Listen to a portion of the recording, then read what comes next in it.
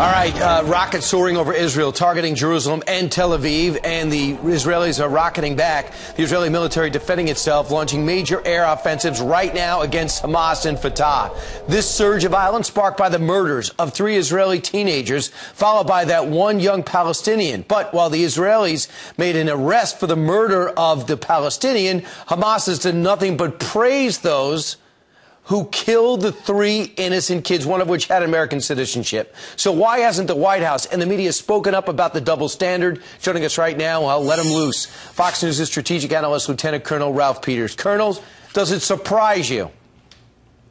No, not at all. Because being anti-Israel is the postmodern, socially accepted form of anti-Semitism, of old-fashioned Jew hatred. And the global left, to include the American left, just will not give Israel credit for anything. Brian, Israel and the Middle East, I mean, look at the Middle East.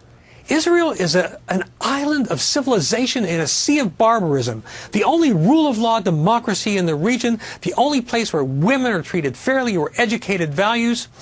But Israel can't get a break for a number of reasons, not least because Israel's success exploded this myth of the left that, oh, in the Middle East and Africa, you can't get ahead because you're oppressed by the imperial powers. Yeah. A handful of Jewish refugees started that state and built a modern, world-class, high-tech economy where even the president is subject to the law.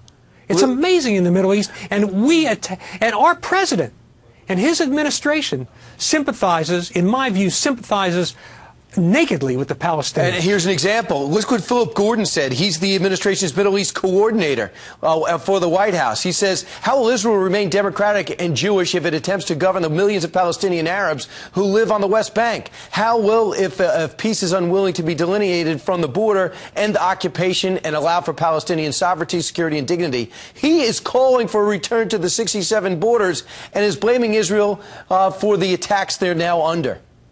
Yeah, and if you went back to the 67 borders, they'd want to go back to the 1947 and 48 borders. And if you went back to those borders, they'd want to just wipe all the Jews off the map. I mean, this is not hard to figure out. The fundamental difference here is that Israel wants to live in peace with its neighbors, and its neighbors, with few exceptions, want to exterminate Israel to wipe it from the map. Yeah. Now, and if Hamas wants the airstrikes on terrorist targets in Gaza to stop, it's easy. Stop firing rockets blindly at Israeli civilians. Look, I'm 100% behind Israel because Israel is part of our civilization. Yeah. It stands for freedom and decency. I'm with you, Colonel. And on top of that, we recognize the Hamas-Fatah government. That makes no sense to me. Colonel, have a great day. Thanks so much for starting our morning off so well.